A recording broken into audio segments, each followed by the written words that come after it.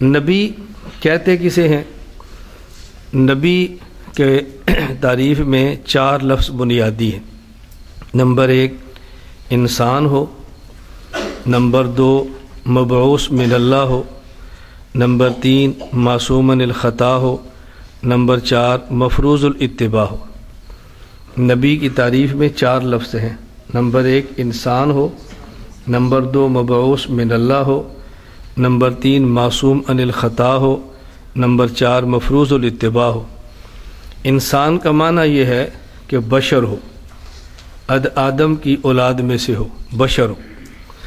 مبعوث من اللہ کا معنی یہ ہے کہ اس کو نبوت اللہ رب العزت نے عطا کی ہو، اس کی نبوت سلیکشن سے ہو، اس کی نبوت الیکشن سے نہ ہو۔ الیکشن اسے کہتے ہیں جس کو لوگ چنے، اور سلیکشن کہتے ہیں جس کو حکومت چنے۔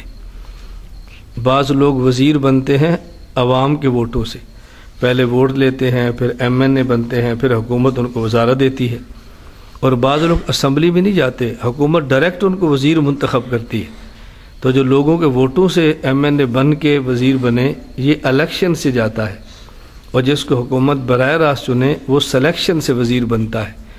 تو نبوت الیکشن سے نہیں ہوتی بلکہ نبوت سلیکشن سے ہوتی ہے۔ اسے کہتے ہیں مبعوث من اللہ۔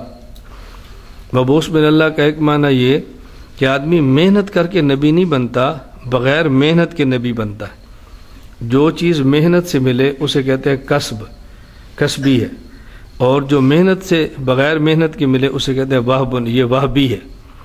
تو نبوت وہبی چیز ہے، نبوت کسبی چیز نہیں ہے کہ آدمی کے پاس علم ہو، اعمال ہو تو نبی بن جائے، نہ۔ نبوت محض اللہ کے انتخاب سے ہوتی ہے۔ یہ معنی ہے مبعوث من اللہ کا۔ یہ ہو سکتا ہے کہ نبی اللہ کی طرف سے ہو اور اس کو ماننے والا دنیا میں کوئی بھی نہ ہو، کوئی بھی نہ ہو، چونکہ نبوت الیکشن سے تو ہے نہیں، نہ سلیکشن سے ہے، اس لیے نبی مبعوث من اللہ ہے۔ نمبر 3 معصوم عن الخطا ہے۔ معصوم عن الخطا کا معنی یہ نہیں ہے کہ نبی گناہوں سے بچتا ہے۔